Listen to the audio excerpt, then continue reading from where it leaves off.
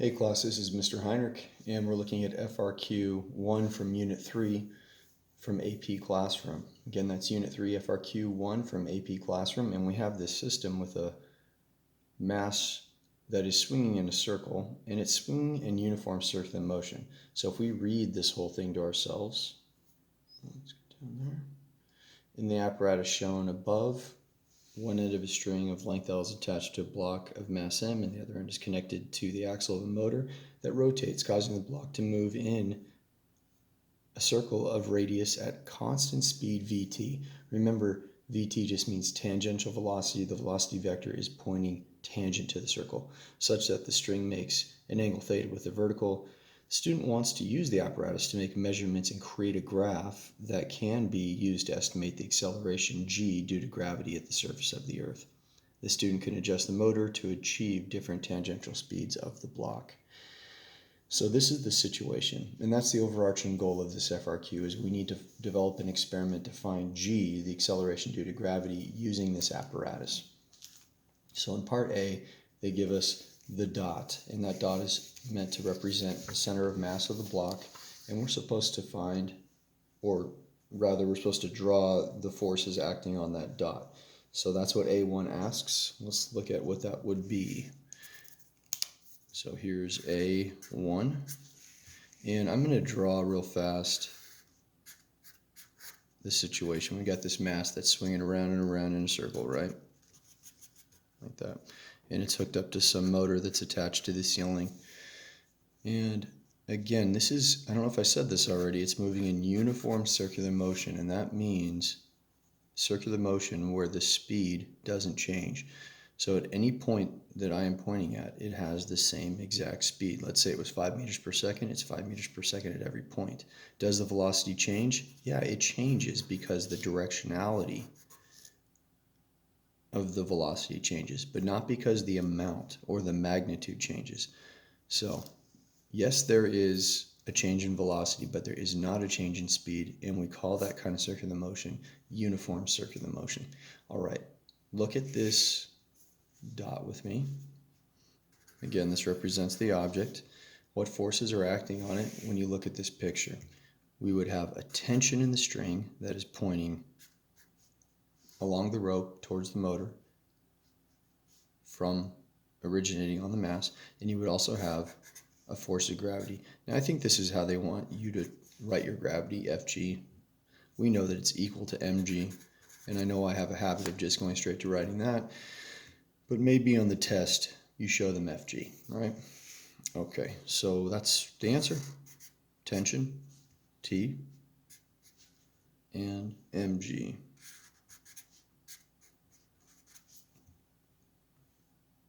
Okay, also looking back at this picture, let's not forget about that theta. All right, let's look at A2. A2 asks us,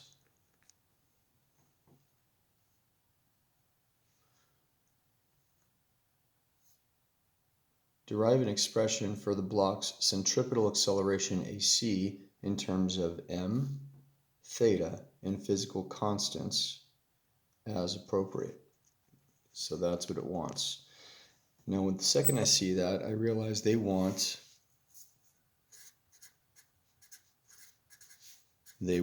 us to find AC, but we have given m, theta, and physical constants. Well, what physical constants do you think they mean? They probably mean g, right? Okay. Now, let's develop this equation. First of all, what's AC equal to? Well, AC is equal to v squared over r.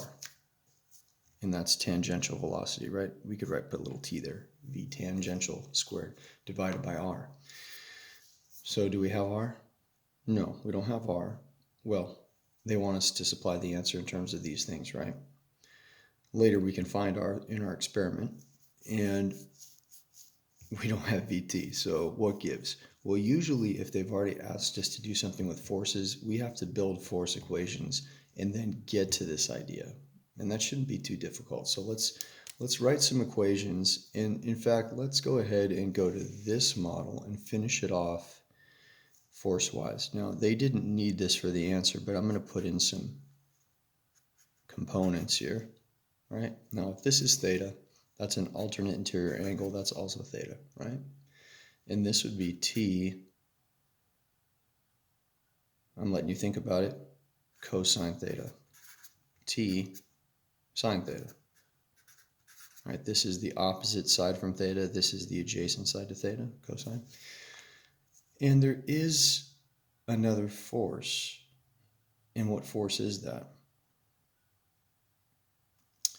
Well, actually, there's not. I shouldn't have said that. There's not another force. It's tempting to say there's a center-seeking force, but we already have it. Do you see the center-seeking force that's on the picture right here? Because remember, if you're going to have circular motion, there has to be a center-seeking force.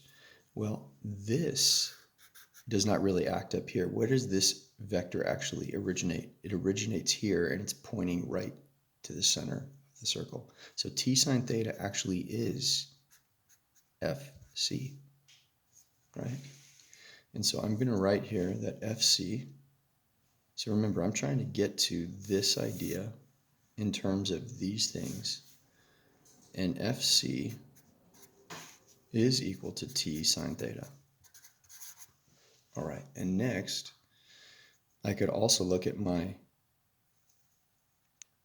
free body diagram and realize that these two forces are opposite from each other, and since this mass is not accelerating up or down, these two forces must be equal to each other, and so I'm going to say that T cosine theta is equal to mg, like that.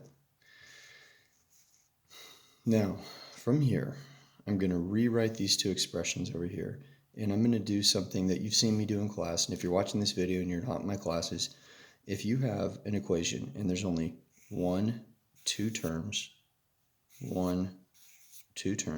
a term on each side of the equation, you can very simply divide those two equations.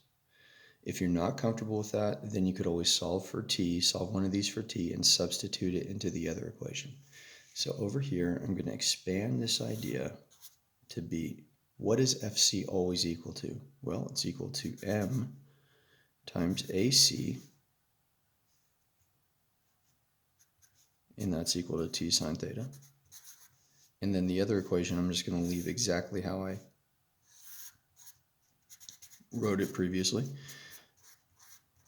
All right? And now when I divide these two equations, look what happens. This is really neat. The masses cancel out. The t's cancel out. And I'm left with this very simplistic expression. I'm left with AC equals sine theta over cosine theta times g. I'm going to multiply g to the other side, right? Or, yep, some of you are seeing what this really is. AC is equal to the tangent of theta times g. You can put g in front or g behind. I'll just put g behind here, okay? Now, I know a moment ago I had you guys thinking that we needed V and R, right? And for a moment I was thinking, yeah, I need to find those two in terms of these things. But then as I started building my equations, I realized really quickly, oh yeah, I don't need V and R to find AC. I simply have AC here in the mass times acceleration, which was equal to centripetal force. Remember, centripetal force is a net force. It is an unbalanced force. It's one that points to the center of the circle, right? Now, is that expression in terms of the things that we were given, right? And we don't have to have mass because it canceled out. So this is a right on the money answer. That's good. All right, let's go on to the next part. Let's go to part B. Now, part B is where we have to start writing creating our equation. So we're going to have part B, and there's two parts. B1 says, let's look at it together.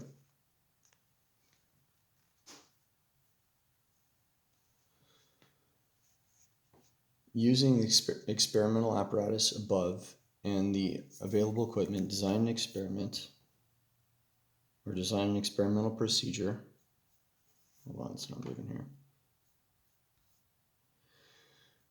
Design an experimental procedure the student could use to estimate the acceleration g due to gravity at the surface of the Earth. In the table below, list the quantities and associated symbols that you would need to measure in the experiment and the equipment used to measure them. Also, list the equipment that would be used to measure each quantity. You do not need to fill in every row. If you need additional rows, you can add a blah, blah, blah. Okay, so here's where we need to do some thinking. Remember what our equation was. Our equation was the centripetal acceleration was equal to g times the tangent of theta. Well, we're looking to find g, aren't we? Isn't that what this experiment wants, is to find acceleration due to gravity? So I'm going to solve for g, and I'm going to get that it's ac over tangent of theta. All right, now, what do you think? What are we supposed to do here? Well, I already expressed the idea before that AC is equal to this idea of V squared divided by R all over the tangent of theta, right? This is AC right here. Because I don't have a device that just measures AC. I just don't have that. In my classroom, you wouldn't have it in a normal physics situation. There are a lot of ways we could go here. We've talked about in class how you could find that tangential velocity with like a little strip of paper and a photo gate, right? We could do that. And honestly, that's probably what I would do if we were sitting in class, but I'm going to go the route that I know they want you to go, okay? So if we have this thing spinning, because right now we're just brainstorming, okay? We're just brainstorming what we need to actually measure so we can answer B1. I could easily stand underneath this scenario with a meter stick and get multiple opinions from people in my group, right? Well, the meter stick probably isn't as big as that circle, right? There's our meter stick, right? And I could stand under this and say, yeah, the circle's right about there and it's right about there, right? And that would allow me to find the diameter. I'd find the extreme edges of the circle that's created by this mass as it swings. And we know that we could simply half that diameter and find the radius, right? So we know we can find the radius.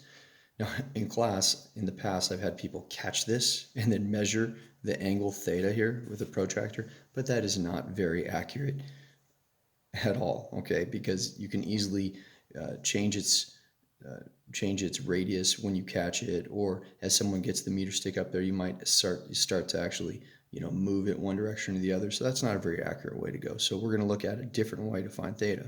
What else could we measure with this meter stick? We could measure that length L, couldn't we? And if we had L and we had R, right, because half D is R, then you could easily find this angle theta. What function would we use? Would we use sine or cosine? Well, I think sine of theta would be equal to opposite R over L. So look at this. I can find theta from a quick little calculation by doing the inverse sine of R over L. Right? So now I've got two things down. I've got R and I've got theta. Now I just need to figure out how to find V. Okay, here's where it takes a little bit of creative thinking. This is moving in a circular path, right? A circular path. What is the distance? And I'm saying distance on purpose that's traveled. The distance traveled is 2 pi r, right? And couldn't I time the time it takes for this thing to go in a circle? And what we call the time for one full revolution, the period, right? Isn't this distance right here? Distance over time. What's that equal to? Velocity. And there you go. So that's just kind of an outline of what we can do here to find G.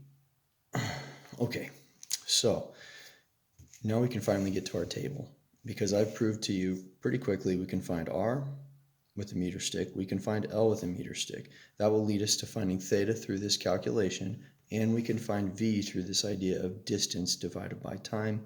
the circumference divided by time. Let's create our table.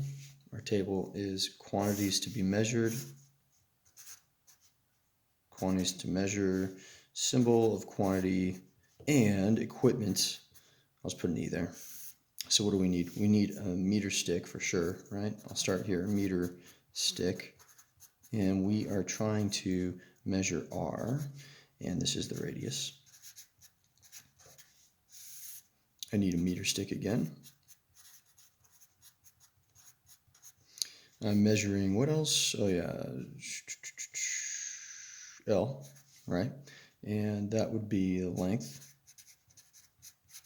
And finally, we're going to need a stopwatch. Stopwatch to measure time. Now I'll just put just T in general, okay? And then we'll put here time. So B1 is finally done. But you see, we couldn't just jump straight to this table because we needed to brainstorm how we were going to get AC over tangent of theta, which expanded to this idea over here. Okay, let's move on now to B2. Experimental design FRQs always take some time. Okay, B2. What is B2 asking? Describe an experimental procedure to estimate the acceleration g due to gravity at the surface of Earth using the apparatus. Give enough details that another student could replicate the experiment as needed. Include a diagram of the experimental setup. Assume experiment usually found, assume equipment usually found in a school physics laboratory is available.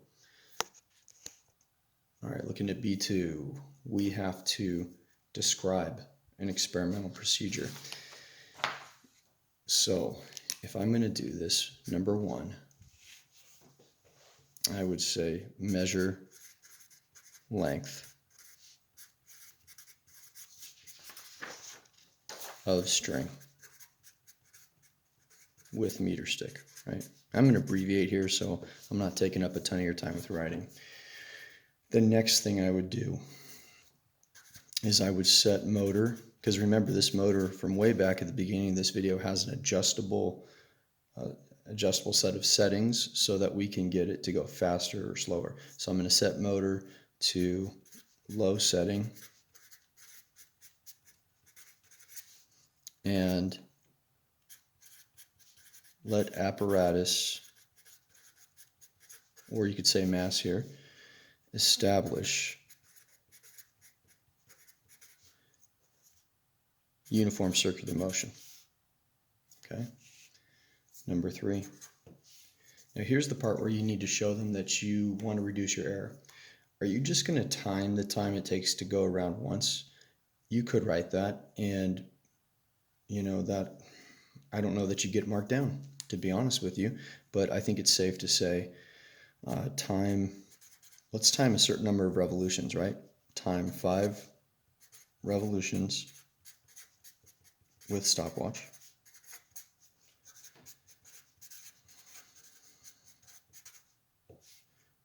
Do this, I don't know, maybe 4 times. Recording time for 5 revs each time.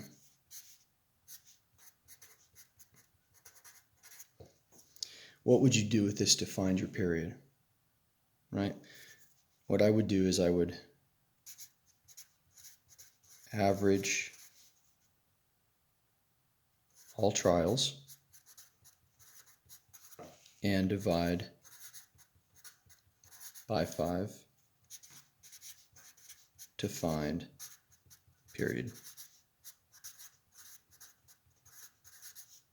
T, right? Or you could say the time for 1 revolution if you want to make sure that they are tracking with you. Number 4. Okay, now we're going to get into talking about finding theta and the radius at the same time, right? All right. Looking at apparatus from underneath.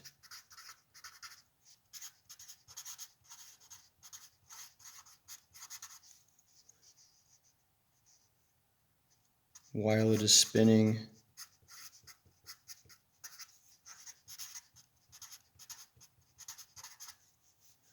measure the diameter of spin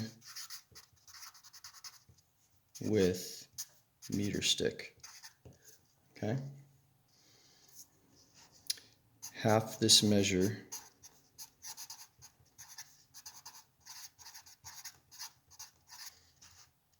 to determine R and record. Oh, by the way, up here you would want to record this as well. Okay. Okay, number 5. I know this is going a long time, guys. That's the way these FRQs go. Okay, number 5. We're almost there. Okay, now that we have the R, we've got the T. Remember, the other thing we need is the theta. So I would say using L from step 1,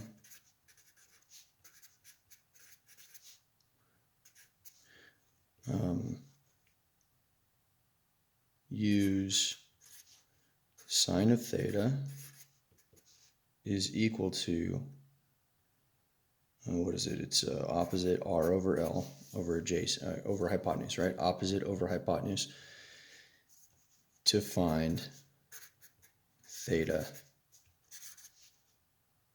and record the value. Okay, or just in record. At this point, we are still on the low setting of the motor, right?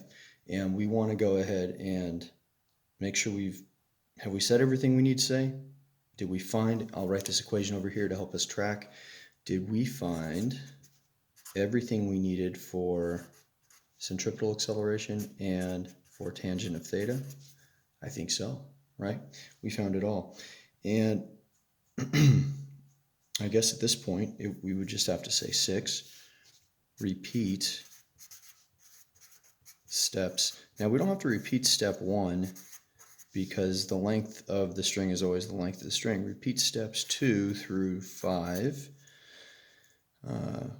for, let's go ahead and say, I don't know, 5 more motor settings, 7 more motor settings.